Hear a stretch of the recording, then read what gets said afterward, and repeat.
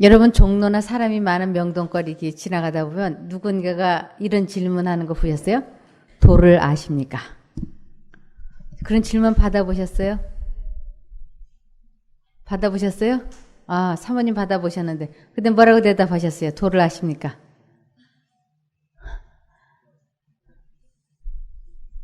그냥 뿌리쳤어요? 도를 알고 그 길대로 가고 있다고 했어요. 네, 말씀을 잘하셨군요. 저도 도를 전하는 사람이에요. 그래서 제 직업이 전도사입니다. 인생에 있어서 가장 진리를 전하는 것, 진리가 도잖아요. 그래서 오늘은 하나님을 믿기는 믿는데 왜 믿는가? 하나님을 믿으면 많은 사람들이 어떤 재물을 많이 얻는다든지 아니면 안 되던 취직이 된다든지 자손들이 잘 된다든지 이러한 것 때문에 교회를 다니는 분들이 있어요. 근데 그 차원보다 훨씬 더 아주 깊고 오묘한 것이 도라고 할 수 있습니다. 그래서 예수님이 뭐라고 말씀하셨냐면 내가 곧 길이요 진리요 생명이라고. 그래서 예수님을 안다는 것은 다른 뜻으로는 도를 깨우친다라고 할 수 있죠. 그래서 이 도를 깨우친다고 하는 것을 또 다른 말로는 자기 마음을 다스리는 힘을 소유하는 것이고 자신의 생각을 통제할 수 있는 힘을 소유하는 것이에요. 왜냐하면 모든 것이 어디로부터 시작이 되느냐면 생각으로부터 시작되기 때문에 이거 펑펑 소리가 나는 게 에어컨 때문인가요? 그래서 이 마음을 지킨다고 하는 것, 생각을 통제시킬 수 있다고 하는 것, 이것은 아주 굉장한 진리입니다. 이것을 터득하고 이 말씀대로 인생을 살게 되면 성공하지 않을 사람이 없어요. 성공 그러면 이 세상에 어떤 재물이나 명예를 얻는 그러한 것인 줄 아시는 분이 계시는데 성경에서 말하는 성공이라고 하는 건 사람이 이 땅에 태어난 목적을 이루는 것이에요. 그래서 사람이 가장 큰 성공은 이 땅에 태어난 삶의 목적을 이루는 것이고 가장 큰 실패는 이 세상 모든 것을 다 갖췄다 할지라도 이 땅에 태어난 목적을 잃는다면 그보다 더 큰 슬픔과 그보다 더 큰 절망과 더 큰 손실은 없는 것입니다. 그래서 그러면 어떻게 하면 이 마음을 완벽하게 다스리는 힘을 소유할 수 있겠나? 또 감정을 어떻게 하면 지배할 수 있는가? 오늘은 그런 부분을 말씀드리려고 합니다. 먼저 우리들이 오늘날 내 삶이 이렇게 된 데에는 무엇보다도 나 자신의 선택력 때문에 이렇게 됐다고 하는 것입니다. 아주 특별한 경우가 아니면 인생은 다 자신의 선택대로 됩니다. 부모님이라든가 이런 거는 우리가 선택할 수 없어요. 어떤 큰 사고라든가 이런 건 우리가 선택하지 않아도 일어나는 일이지만 웬만한 일은 다 자신의 선택력에 의하여 결정이 되어집니다. 결혼도 우리들이 선택했고 직업이라든지 우리들이 매 순간 하는 언행도 결국은 자신의 선택력에 의하여 꼴져져서 오늘날 우리가 현재 이렇게 된 것이라고 볼 수 있습니다. 그러므로 누구도 원망할 수 없어요. 누구도. 이것을 성경에서도 지금 너희가 그렇게 된 것은 내 생각의 결과야 하고 말씀하고 계세요. 그것은 어디까지나 내 생각의 결과이지 그것이 우연히 저절로 그렇게 된 것이 아니라고 말씀하고 있는 것입니다. 에레미야 6장 19절입니다. 에레미야 6장 19절에 보면 땅이여 들으라. 이 땅은 세상이여라는 뜻도 됩니다. 그래서 세상이여 들으라. 내가 이 백성에게 재앙을 내리리니 이것이 그들의 생각의 결과라. 그들이 내 말을 듣지 아니하면 내 법을 버렸음이니라. 무슨 우리가 하나님의 말을 듣지 않았고 하나님의 법을 버렸는지 우리들은 지금까지 모르고 살았습니다. 근데 하나님의 말을 듣지 않고 하나님의 법을 버렸다고 하는 것은 다시 말씀을 드리면 사람은 어떤 경우에도 사람의 말을 듣지 않고 삽니다. 사람은 사람의 말을 들을 수가 없어요. 그럼 사람이 사람의 말을 듣지 않으면 누구 말을 듣고 사는가? 사람은 사람의 말을 듣고 사는 게 아니고 두 신의 생각을 본인이 선택해서 살게끔 그렇게 돼 있어요. 그래서 사람들 마음속에는 남녀노소 누구에게나 두 신의 음성이 동시에 들려오고 있습니다. 예를 들면 이렇게 두 신의 생각이 마음속으로 들어오고 있습니다. 오늘 날씨도 이렇게 꿀무리한데 한잔하고 집에 갈까? 이 생각이 들어오면 요 생각만 있느냐? 그렇지 않습니다. 요 생각이 들어오면 그 다음에 또 하나 들어오는 생각이 있습니다. 와이프가 요즘 내가 술 많이 마신다고 일찍 들어오라 그랬는데 오늘 일찍 들어가야 돼. 이렇게 오늘 술 마시고 들어갈까? 하는데 술 마시면 안 된다는 생각이 이렇게 들어오는 것이에요. 그러면 이 마음속에 갈등이 생기기 시작합니다. 이걸 어떻게 할까? 어느 쪽을 선택할까? 하고 시간을 끌면서 이쪽 저쪽 어느 쪽을 선택할까? 하고 있는 이 상태를 고민이라 그러고 염려라고 얘기를 합니다. 이것이 심해진 것을 성경에서는 환난이라 그래요. 그래서 하나님의 생각과 이 세상 신, 사단의 생각이 사람 마음속에 이렇게 들어오고 있다고 하는 것을 세상 사람들이 모르고 있어요. 이것을 이해하고 깨닫고 인정을 하게 되면 아주 놀라운 일들을 체험할 수 있는 것입니다. 사람은 생각을 스스로 만들어서 할 수 없는 존재예요. 사람이 만일 자기가 생각을 스스로 만들어서 할 수 있는 능력이 있다면 머릿속에 잡념이 없어야지 돼요. 왜냐하면 잡념이 많으면 공부를 못한다고 하는 것은 아무 일도 못한다고 하는 것은 삼척동자도 아는 사실 아닙니까? 근데 잡념이 계속해서 들어오거든요. 이 잡념을 내가 만들어서 하고 있는가? 아닙니다. 이 잡념은 사단이 넣어주는 것이에요. 그래서 이 세상 사람 모두가 다 무엇에 중독이 되어 있는가 하면 잡념에 중독되어 있습니다. 샤워를 하면서도 잡념을 하고 있고 식사를 하면서도 운전을 하면서도 끊임없이 잡념이 돌아가고 있지 않습니까? 이 잡념을 사람의 힘으로는 끊을 수가 없어요. 하지 않을 수가 없어요. 그래서 하나님께서는 사단이 사람 마음속에 집어넣고 있는 그 좋지 않은 생각을 선택하지 못하게 하시려고 하나님께서는 즉시 사람 마음속에 그 생각을 선택하지 못하도록 하는 생각을 주입시키고 있는 것이에요. 오늘 날씨도 꿀물이한테 한잔하고 할까? 이것은 사단이 넣어주는 생각이에요. 그럴 때 하나님께서는 그렇게 하지 못하게 하기 위해서 와이프가 요즘 술 많이 마시는 거 좋지 않다고 그랬는데 일찍 들어오라 그랬는데 하고 생각을 이렇게 주입시켜 주시는 것이에요. 그래서 두 생각이 사람 마음속에 왔다 갔다 하는 것이에요. 근데 옆에 있는 사람이 아무리 술을 마시지 마라, 술을 마셔라 말을 해도 안 듣는 것이에요. 결국은 자신의 생각에 의해서 결정되어지는 것입니다.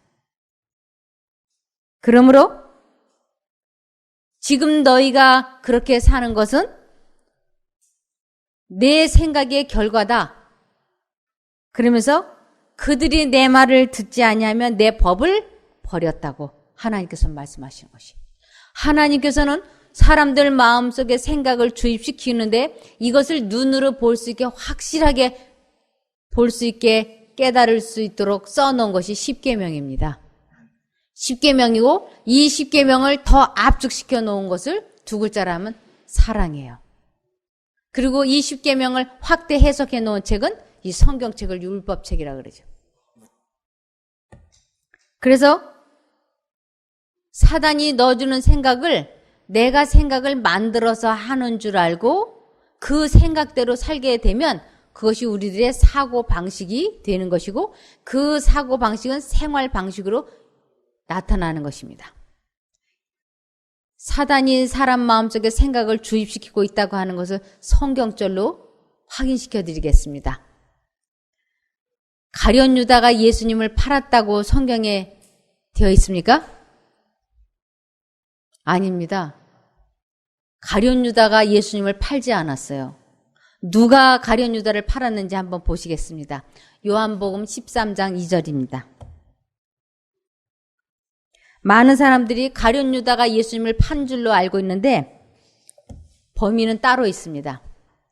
요한복음 13장 2절에 보시면 마귀가 벌써 시몬의 아들 가룟 유다의 마음에 예수를 팔려는 생각을 어떻게 했다고요? 넣었다고. 누가 예수님을 팔게 했습니까? 마귀가 그랬어요. 마귀가 가룟 유다의 마음속에 예수님을 팔려는 생각을 집어넣었던 것이에요. 그러니까 가룟 유다는 그 생각을 사단이 자기에게 집어넣고 있다고 하는 것을 몰랐어요. 자기가 그 생각을 만들어서 하는 줄 알고 어떻게 할까? 그럴 때 성령 하나님께서 가룟 유다의 마음속에 그렇게 하면 안 된다고 하는 생각을 틀림없이 집어넣었어요. 그래서 사람들이 죄를 선택하려고 할 때마다 이 심장이 두근두근두근하고 막 괴로운 것은 성령 하나님께서 그 길로 가지 말라고 막고 있기 때문에 그 현상이 오는 것이에요. 그래서 가룟 유다도 막 갈등을 하다가 결국은 본인이 예수님을 팔기로 결정을 해서 은삼십냥에 예수님을 팔아버렸던 것이. 그러므로 죄를 지을 때 나 혼자서 죄를 짓는 것이 아니고 먼저는 누가 생각을 집어넣느냐면 사단이 사람의 마음속에 악한 생각을 집어넣어서 그쪽을 선택하기로 뜻을 정하면 그때부터 일사천리로 언행으로 표현되어지는 것입니다. 그래서 사단이 좋지 않은 생각을 집어넣고 있는 동안에는 그거는 우리가 죄를 지었다라고 성경에서는 말하지 않습니다. 이 생각은, 이 죄된 생각이 들어올 때 이 생각은 누구의 것이냐면 누구의 것일까요? 사단의 것이기 때문에 이 생각을 내가 거절하고 있는 동안에는 죄라고 하지 않아요. 마치 뇌물을 1억 원을 가지고 왔어요, 저한테. 어떤 사람이. 잘 봐달라고 뇌물을 1억 원을 가지고 왔는데 제가 이 뇌물을 받아가지고 되돌려 주었어요. 받아가지고 되돌려 주었어요. 제가 죄를 지은 겁니까? 안 지은 겁니까? 죄를 안 지은 거예요. 받아서 되돌려 줬기 때문에 죄라고 하지 않아요. 그런데 그 뇌물을 받아가지고 책상 서랍에 넣고는 안 돌려주는 거예요. 마음은 돌려주어야지 하면서 이 돈을 책상 서랍에 넣어놓고 하루, 이틀, 3일 지나도 안 돌려줘요. 그러면 제가 뇌물을 받은 거예요? 안 받은 거예요? 이거는 받은 거예요. 그래서 제가 죄를 지은 거예요. 우리 하나님께서는 사단이 우리들에게 별의별 생각을 다 집어넣고 있는 것을 아셨어요. 그래서 그 생각이 들어오고 있는 그 자체는 죄라고 하지 않고 있어요. 왜냐하면 그 생각을 사단이 집어넣은 생각을 사단에게 되돌려주면 우리는 죄진 걸로 하지 않아요. 근데 사단이 넣어준 생각을 따독따독 가슴에 품고 키우면 결국은 어떻게 될까요? 이것이 자라나서 우리가 독사야를 품고 시간이 이렇게 지나면 이 독사야리 부화가 될까요? 안 될까요? 독사야리 부화가 되어서 독사가 나오게 돼 있어요. 그래서 성경에서는 여자를 보고 음욕을 품는 자마다 이미 무엇했느니라. 그래서 예수님이 사람들 보고 여자를 보고 음욕을 품는 자마다 이미 간음했느니라고 해요. 왜? 독사를 품고 따독따독 이렇게 키우면 시간이 지나면 기회가 주어지고 여건이 주어지면 반드시 언행으로 나타날 것을 우리 주님께서는 아시는 것이에요. 그래서 여자를 보고 음욕을 품는 자마다 이미 간음한 걸로 간주할 수밖에 없는 것이에요. 여자를 보았는데 음란한 생각, 호색적인 장면이 머릿속에 상상되어지고 공상되어지기 시작을 할 때 이 공상되어지고 상상되어지는 것은 사단이 그렇게 하는 거거든요. 그럴 때 단호하게 내가 이 생각을 하지 아니하리라. 이 쓸데없는 생각을 품지 아니하리라 하고 굳게 결심을 하고 이 생각을 사단에게 되돌려 주는 것을 하나님께로 돌아왔다라고 하는 것이에요. 그래서 하나님께로 돌아오라. 이러면 하나님께로 돌아가는 방법을 모르기 때문에 어떻게 하는 것이 하나님께 돌아가는 건지는 모르지 않습니까? 근데 성경에서는 하나님께 돌아가는 것은 지금 내가 품고 있는 그 생각을 사단에게 돌려주고, 즉 그 생각을 버리고 포기하는 것을 내게로 돌아왔다고 하나님께서는 인정을 해 주시는 것입니다. 이사야 55장 7절입니다. 이사야 55장 7절.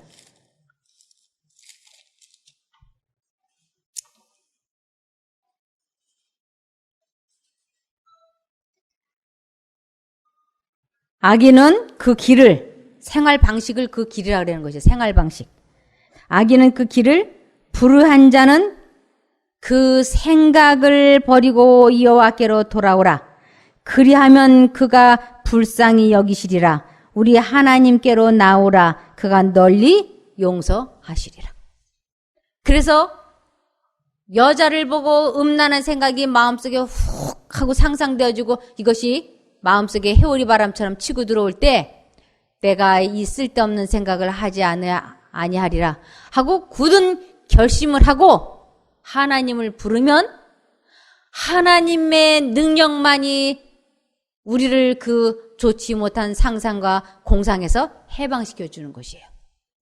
하나님만이 사람을 치료시켜 주시고 하나님만이 사람의 마음을 활기롭게 해주시고 하나님만이 영혼을 소생시킬 수가 있는 것입니다. 이 원리를 떠나서는 아무도 자기 마음을 다스릴 수가 없고 자신의 생각을 통제할 수가 없어요. 그래서 수없이 많은 사람들이 하나님을 주여 주여 하고 믿고 살아가면서 목사, 장로, 수녀, 신부 다 직책이 구원시켜주는 것이 아닙니다. 아무리 그들이 거룩한 것 같이 언행을 해도 이 원리가 아니고서는 이 세상 사람 누구도 자기 생각을 통제시키지 못하기 때문에 그 마음을 다스릴 수가 없어요. 내가 다시는 불만 불평을 말하지 아니하리라. 내가 더 이상은 수다스럽게 말하지 아니하리라. 내가 다시는 도박을 안 해야지. 술을 마시지 않아야지. 내가 다시는 인터넷 게임 하지 아니하리라. 쇼핑 중독 빠져나와야지. 다시는 외도를 안 해야지. 하고 아무리 굳은 결심을 해봐야 그것은 썩은 새끼줄과 다를 바가 없는 것입니다. 방법은 한 가지예요. 두 생각이 마음속에 들어올 때 즉시 이 생각을 하지 않겠다고 굳게 결심을 하는 것을 너희는 마음에 근심하지 말라고 성경에서는 말씀하고 있는 것입니다. 요한복음 14장 1절입니다. 요한복음 14장 1절. 여기에 보면 너희는 마음에 뭐 하지 말라?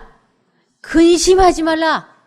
아, 나 이 생각 안 하고 싶은데, 나 정말 도둑질 안 하고 싶은데, 나 질투 안 하고 싶은데, 죄책감에 시달리고 싶지 않은데, 질투도 나고, 죄책감도 생기고, 상상되어지는 것이 악하고, 이 사람도 이래서 믿고 저 사람은 저래서 싫어. 용서할 수 없는 증오심으로 밤잠을 설친다든지, 이럴 때, 우리 하나님께서는 그것은 너희가 지고 있는 아주 무거운 짐이다. 그 짐을 가지고 내게로 오라고 하나님 말씀하고 계신 것이에요. 그래서 여기에 요한복음 14장 1절에 너희는 마음에 뭐 하지 말라? 근심하지 말라. 하나님을 믿으니 또 나를 믿으라고. 그래서 이 생각을 통제시키는 것을 근심하지 말라고 말씀하시는 것이에요. 그래서 마음에 온갖 잡념으로 마음이 답답하고 짓눌리고 괴로울 때 이것을 수고하고 무거운 짐을 졌다고 성경에서는 말씀하고 있는 것입니다. 마태복음 11장 28절입니다. 수고하고 무거운 짐진 자들아 다 내게로 오라. 내가 너희를 쉬게 하리라.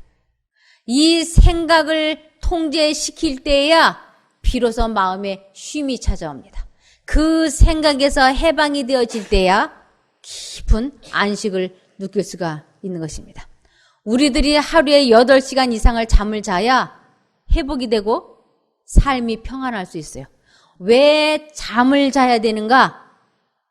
이것은 머릿속에 잡념이 없이 아무 생각 없이 8시간을 쉬어야만이 정상적인 생활을 할 수 있기 때문에 그런 것입니다. 이 8시간 동안 잠을 자지 못하고 잡념이 계속해서 머릿속에 뱅뱅뱅뱅 돌기 때문에 불면증이 그래서 무서운 병이에요. 심신이 쉬지를 못해요.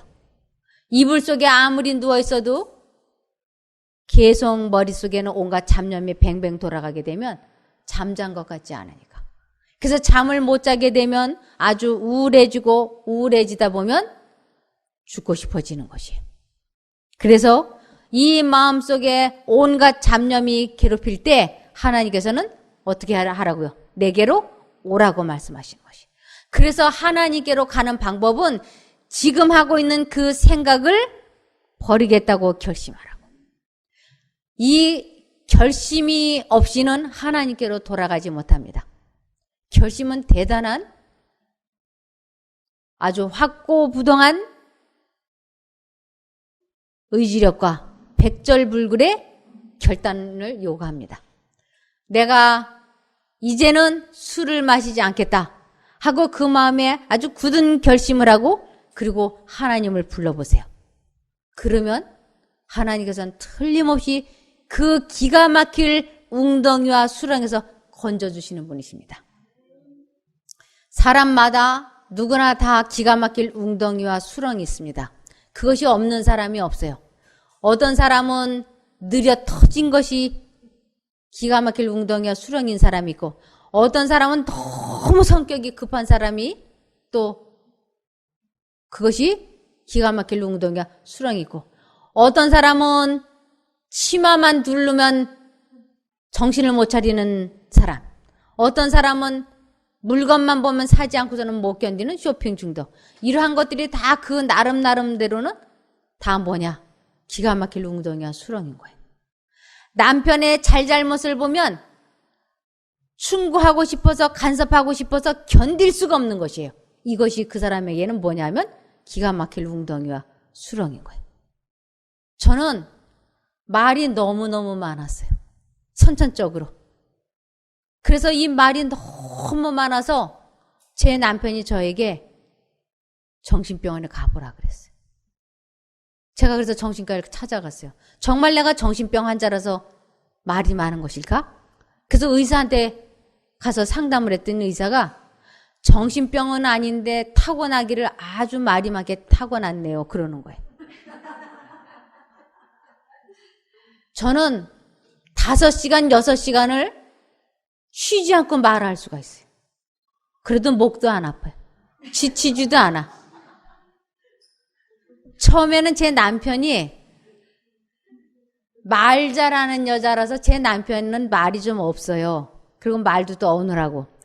그러니까 제 남편이 저하고 만났을 때 6시간을 이야기했다 그러잖아요.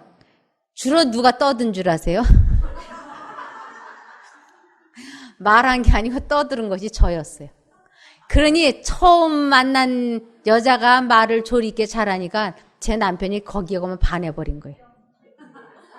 근데 결혼을 해서 살아보니까 아, 이거는 지옥에 달려없는 거예요. 그래서 제 남편이 저하고 몇 년 살아보더니 어느 날 제가 물어봤어요. 당신 나하고 결혼한 거 어떻게 생각하냐고.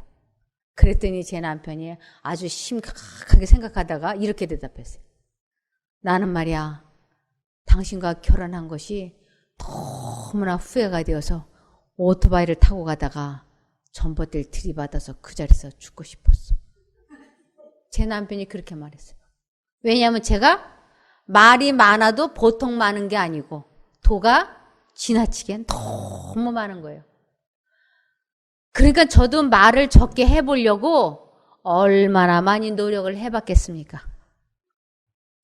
제 신우가 결혼하고 나서 얼마 지나지 않으니까 제 남편한테 충고했어요. 야, 용군아, 내 마누라 말이 너무 많다. 입단속 좀 시켜야 되겠다. 제 신우가 제 남편한테 그랬어요. 그리고 제 남편이 아주 곤혹스러운 표정을 하고 저에게 그 말을 그대로 전했어요. 여보, 집안에서 당신 입단속 시키래. 제가 그 말을 듣고 얼마나 수치스러웠는지 말도 못해요. 아, 신우도 그러지, 우리 시어머니도 아이고 너는 말이 너무 많아.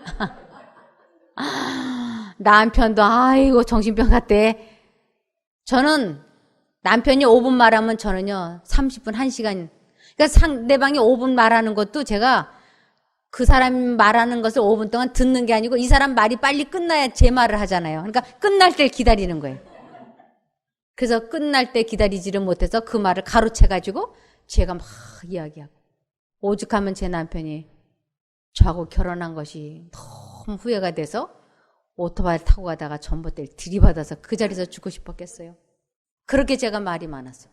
이것이 저에게는 뭘까요? 기가 막힐 웅덩이와 수렁인 거예요.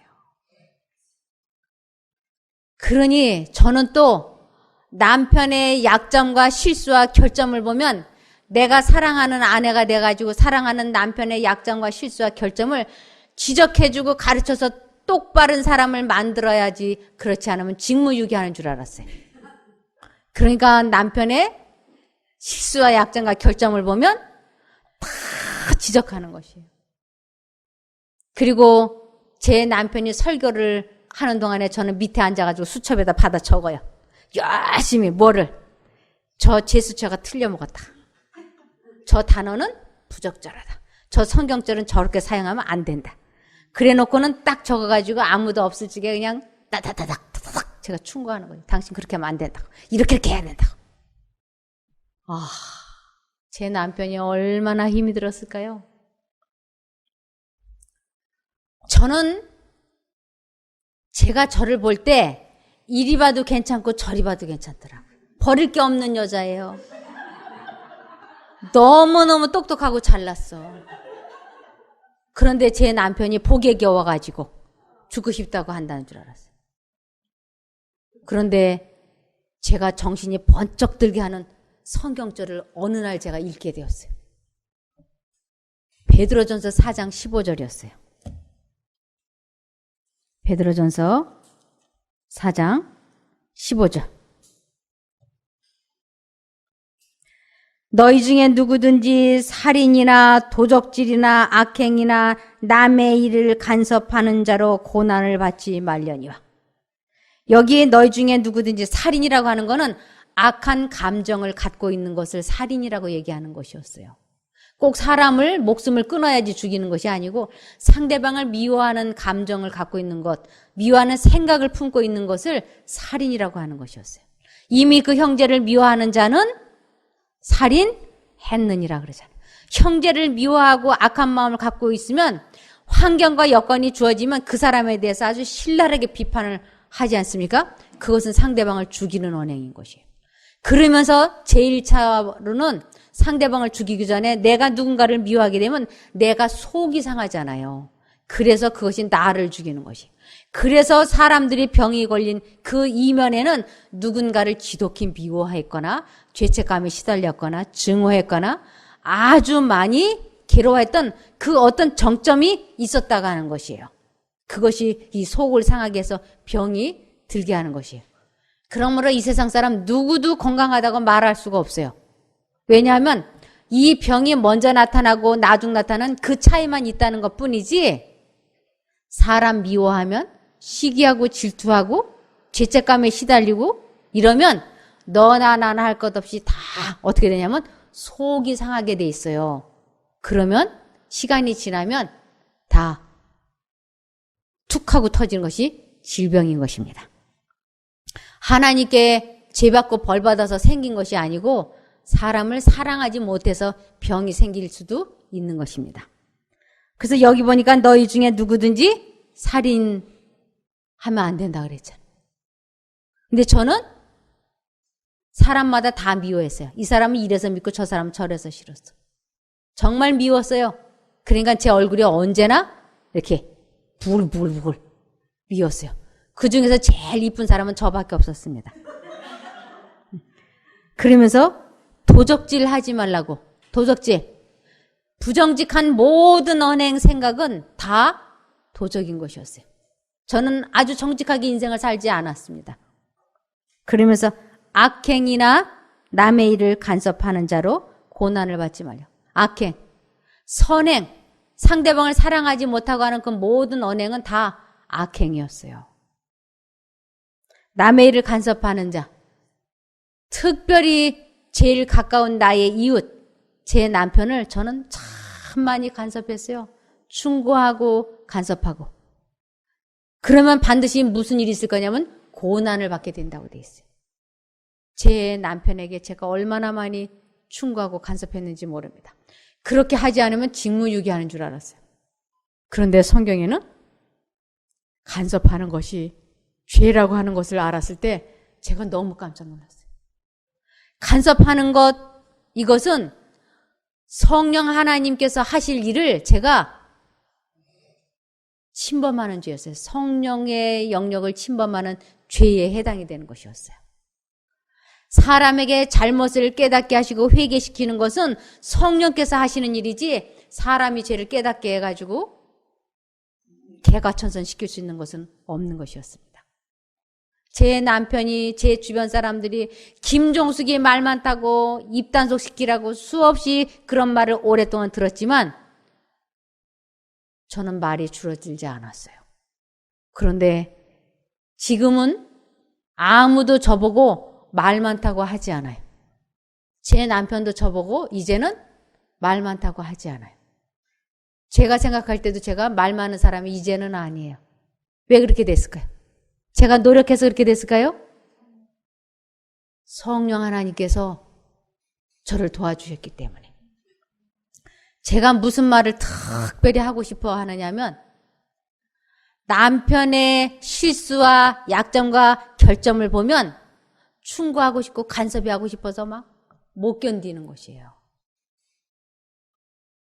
요번 한 번만 충고하고 간섭하고 다음부터 말하지 말자.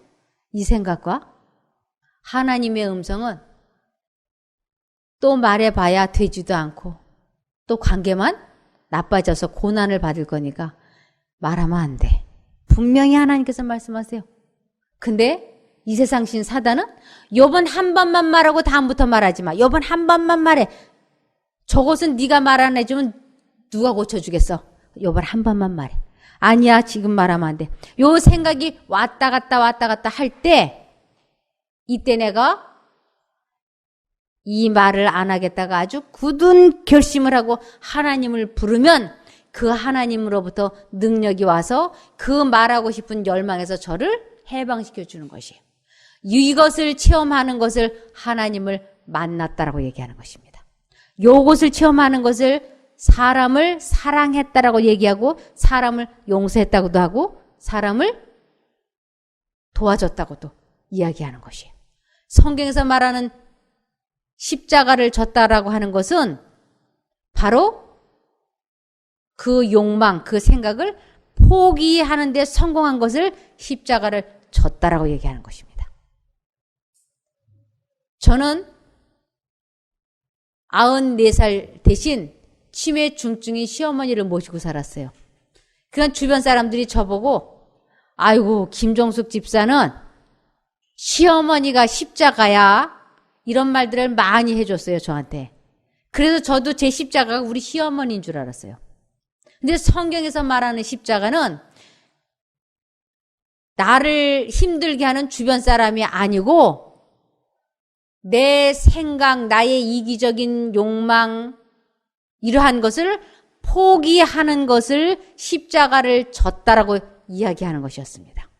그래서 하나님의 뒤를 따라간다고 하는 것은 내 생각을 포기한 다음이라야 예수님의 발자취를 따라가는 것이지 내 이 욕망, 이 악한 생각을 가지고는 예수님의 발자취를 따라갈 수 없다고 하는 것입니다. 이것을 마태복음 16장에 이렇게 말씀하고 있어요.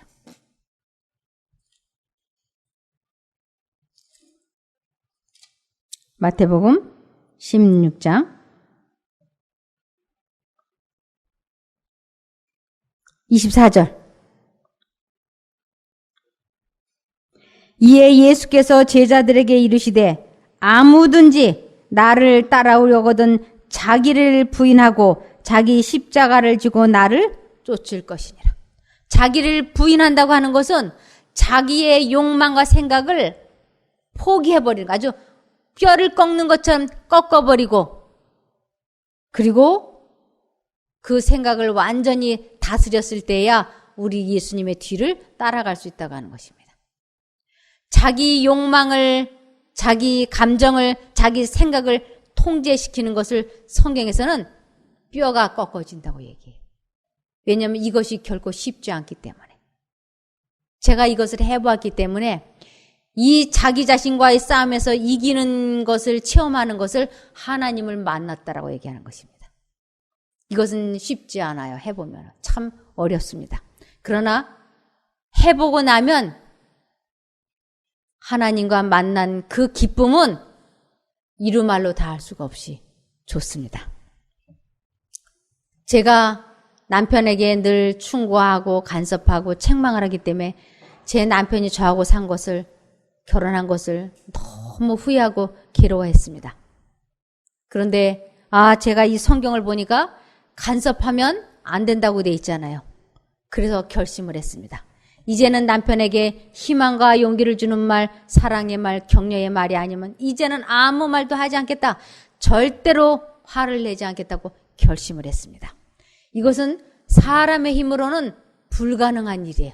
이건 사람으로서는 이룰 수 없는 결심을 제가 한 것입니다. 사람은 같은 사람들에게 무엇만 나타내야 되냐면 관심은 무한대로 나타내야 되지만 간섭은 제로가 돼야 됩니다. 관심은 상대방의 자유의지를 100% 존중해주고 상대방에게 나타내는 사랑의 마음을 관심이라 그래요. 간섭은 상대방의 의견을 무시하고 내 뜻을 관철시키기 위하여 해주는 말은 간섭이라 그럽니다. 그래서 간섭은 처음에는 부드럽게 하지만 시간이 지나면서 간섭은 점점 세고 강하게 말하게 돼요. 그래서 나중에는 악을 쓰게 되죠. 내 말대로 하라니까 왜 안 해? 이렇게. 그러나 관심은 상대방의 자유의지를 존중해 주는 것이기 때문에 상대방이 내 뜻을 거절한다 할지라도 화를 내지 않냐고 그 사람의 뜻을 포용해 주는 것, 이것은 관심이라 그럽니다. 그래서 관심은 무한대로 나타내고 간섭은 절대로 하지 않는 것을 참사랑이라 그럽니다. 이 참사랑은 자기의 감정, 생각, 이러한 것을 포기하고 나타내는 사랑이기 때문에 자기 감정을 다스리는 것을 성경에서는 목숨 바친 참사랑이라고 그러고 이보다 더 큰 사랑은 존재하지 않는다 그랬어요. 그러므로 배우자가 나는 당신을 사랑합니다 라고 하는 가장 큰 애정 표현은 상대방에 대한 모든 감정을 다스리고 참아주고 성내지 않는 것이라고 성경에선 나와 있는 것입니다. 그래서 저도 이와 같은 사랑을 하려고 결심을 했어요. 절대로 남편에게 이제는 간섭이나 충고나 책망이나 신경질이나 짜증이나 쓸데없는 말을 하지 않겠다. 아주 굳게 결심을 했어요. 이 결심을 하고 얼마 지나지 않았는데 제 생각에 남편은 100% 잘못하고 나는 1%도 잘못하지 않은 일이 일어났어요. 제 남편이 너무너무 잘못했어요. 제 마음에 요번 한 번만 원 없이 싸우고 다음부터 참아. 내일부터 참아. 근데 한쪽 마음으로는 이제 이후로 다시는 안 싸우겠다고, 화를 내지 않겠다고 결심했잖아. 이제부터 참아야 돼. 두 신의 음성이 양심 가운데 들려오는데, 이 마음속에 들려오는데 미쳐버릴 것 같아. 그래서 두 신의 생각이 마음속에 들어올 때 하나님만 선택해야 된다고 해가지고 10계명 중에서 제1계명이 너는 나 외에 다른 신들을 내게 있게 말지니라. 그렇게 돼 있는 것이에요. 십계명 중에 제1계명. 두 번째 계명. 너를 위하여 우상을 만들지 말라. 내가 감정이 격발되어 가지고 화를 내버리면 두 번째 계명을 범하는 것이에요. 우상이 감정이 돼 가지고 하나님을 선택하지 못했기 때문에. 그래서 첫 번째 계명을 이해하지 못하면 두 번째 계명도 이해할 수가 없어요. 우상 그러니까 뭐 부처나 마리아상이나 이런 것만 우상인 줄 알지만 하나님을 생각하지 못하게, 하나님을 선택하지 못하게 하는 것들이, 최우선 순위를 하나님께 두지 못하게 하는 것들이 곧 우리들에게는 우상인 것이에요. 어떤 사람은 그 우상이 운동도 될 수 있고, 취미도 될 수 있고, 술도 될 수 있고, 쇼핑도 될 수 있고, 친구도 될 수 있고, 직업도 될 수 있고, 많지요? 그래서 첫 번째, 너는 나 외에 다른 신들을 내게 있게 말라. 두 생각이 왔다 갔다 하는데 하나님을 선택하지 아니하고 감정을 선택하게 되면 세 번째 계명을 범하게 됩니다. 세 번째 계명은 하나님의 이름을 망령때 일컫지 말라잖아요. 하나님의 이름을 망령때 일컫는다고 하는 것은 하나님을 믿는다고 하면서 하나님의 품성이 아닌 사단의 품성을 드러내 보이면 세 번째 계명을 범한 게 돼요. 다른 사람들이 그러지 않겠어요? 아이고, 하나님 믿는다고 하는 저 사람이 안 믿는 나보다 더 이기적이구나, 더 악하구나. 나 그래서 하나님 안 믿어야지. 이렇게 말하게 된다면 세 번째 계명을 범한 게. 네 번째 계명. 안식일을 기억하여 거룩히 지키라. 이 안식일은 창조주를 잊어버리지 말게 하기 위하여 주어진 날인 거예요. 그러니까 첫 번째 계명도 너는 나 외에 다른 신들을 내게 있게 말지니라. 네 번째 계명도 창조자를 기억하라. 첫 번째부터 네 번째까지는 하나예요. 그 다음에 인간으로서 가장 가까운 관계. 다섯 번째, 내 부모를 공경하라. 그리하면 내가 내게 준 땅에서 내 생명이 길리라. 하나님과 연결이 된 사람, 마음이 연합이 된 사람은 비로소 자기 부모를 진심으로 공경할 수가 있어요. 그분의 뜻에 순종할 수가 있어요. 그래서 하나님과 연결되지 않고서는 자기 부모를 진심으로 공경할 수가 없는 것입니다. 그래서 내가 내게 준 땅에서 내 생명이 길다고 하는 것은 이 땅은 천국이에요. 천국에서 영생을 누리게 되는 것입니다. 그래서 살인하지 말라, 도둑질하지 말라, 거짓말하지 말라, 간음하지 말라, 내 이웃의 것을 탐내지 말라. 이 모든 것이 하나님과 마음이 연합이 될 때만 이 감정을, 생각을 통제하기 때문에 품성이 바뀌어질 수 있는 것입니다. 그러니까 이 십계명이 된 원리를 이해하지 못하면 교회를 아무리 오래 다녔다 할지라도, 목사, 장로라 할지라도 사고방식이 바뀌지 않으면 생활방식이 바뀔 수가 없는 것입니다. 그래서 제 마음속에 남편에 대해서 다시는 화를 내지 않겠다고 결심을 했지만 요번 한 번만 화를 내고 다음부터 참으라고 하는 이 세상 신 사단의 생각과 하나님의 생각이 제 마음속에서 막 투쟁을 벌이고 있는 것이요.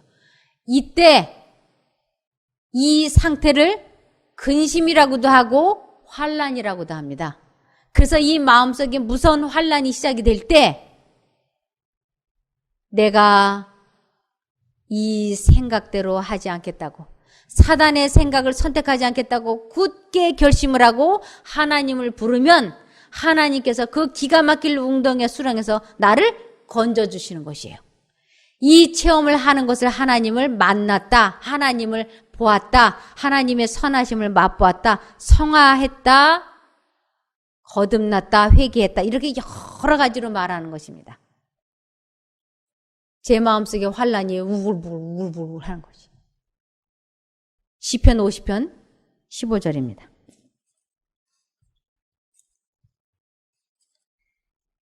시편 50편 15절. 환난 날에 나를 부르라. 내가 너를 건지리니 내가 나를 영화롭게 하리로다. 어떻게 제가 환난 날에 하나님을 부르면 하나님을 영화롭게 할 수 있을까요? 이 영화롭게 한다고 하는 것은 하나님의 품성을 다른 사람들에게 제대로 전파하는 것을 하나님을 영화롭게 한다고 하는 것이에요. 제가 이 환난 날에 굳은 결심을 하고 제가 하나님을 부르기 시작을 했어요. 그러자 하나님의 능력이 저를 그 기가 막힐 감정에서 건져주셨어요. 해방시켜 주셨어요. 얼마나 감사한지, 얼마나 기쁜지. 시편 40편 1, 2절입니다.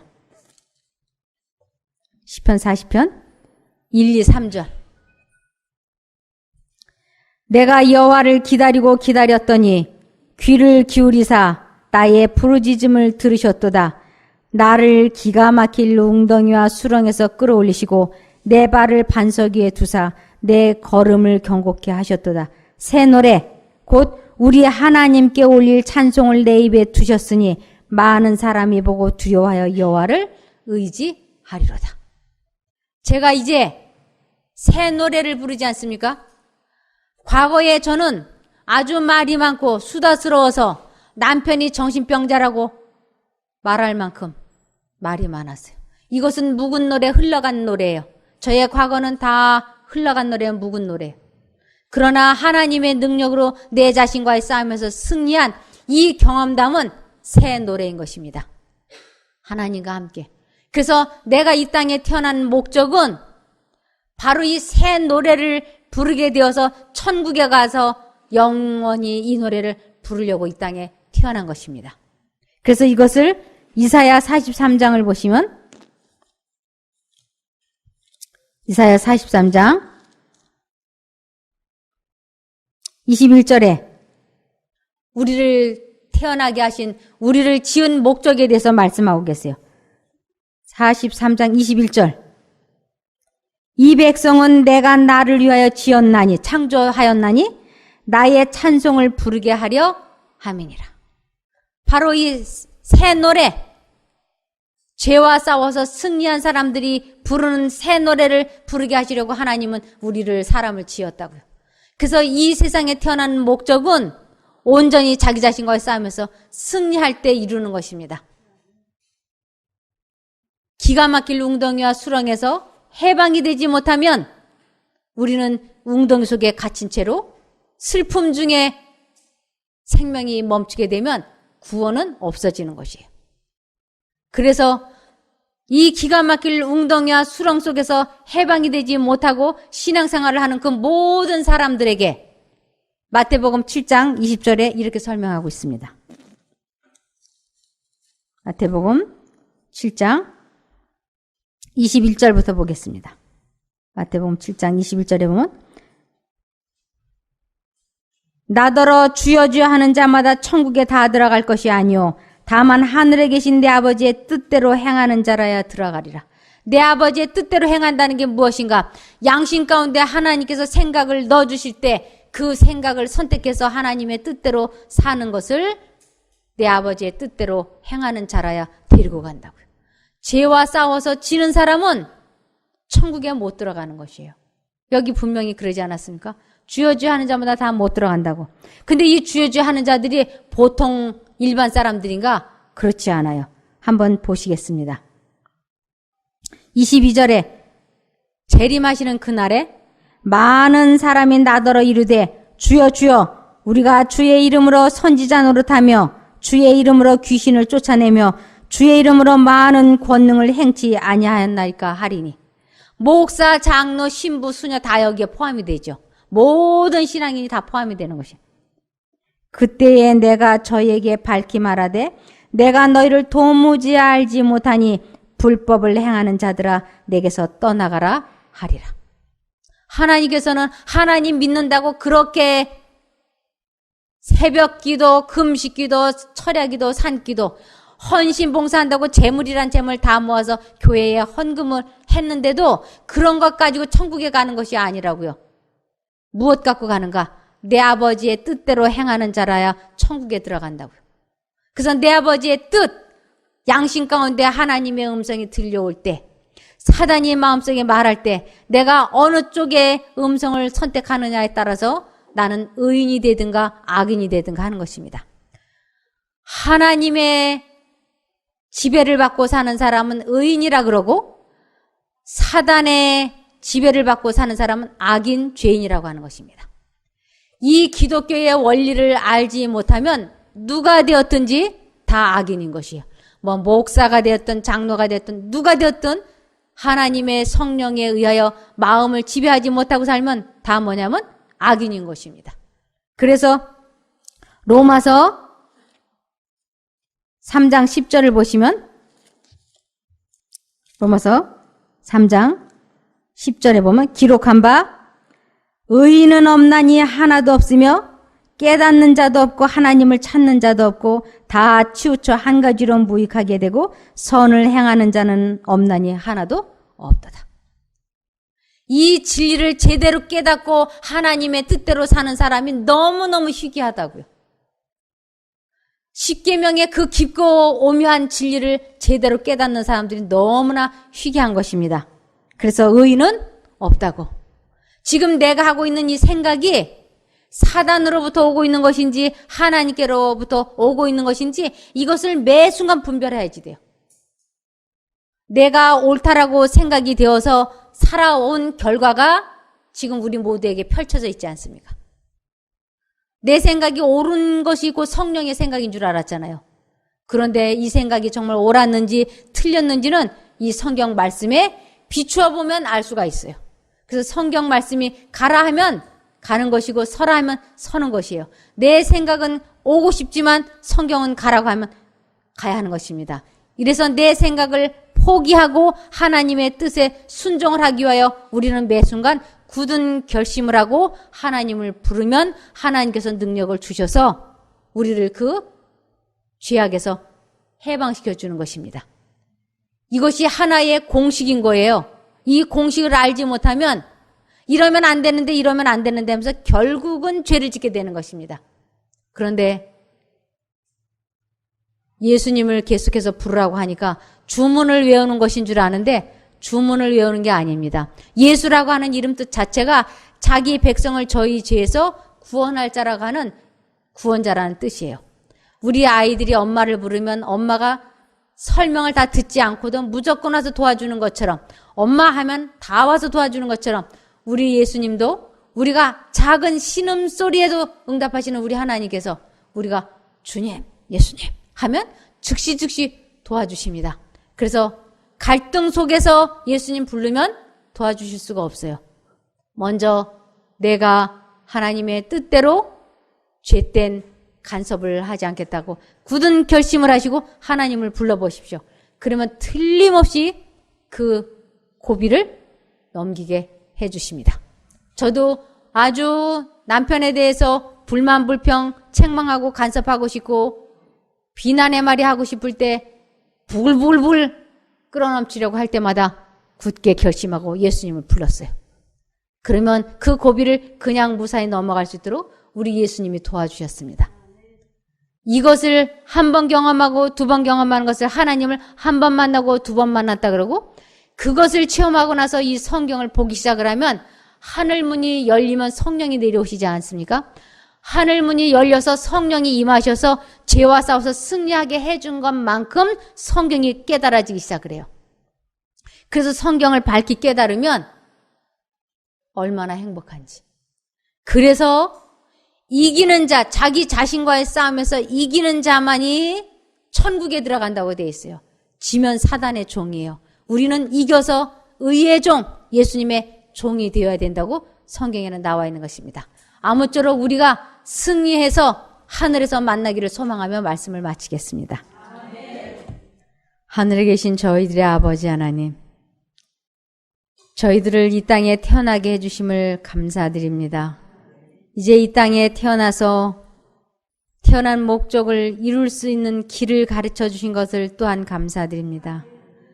이 땅에 태어나서 한 마리의 짐승처럼 사라지지 아니하고 하나님께서 가르쳐 주신 그 길로 따라가서 영생을 얻는 방법을 확실하고 분명하게 깨우쳐 주심을 감사드립니다.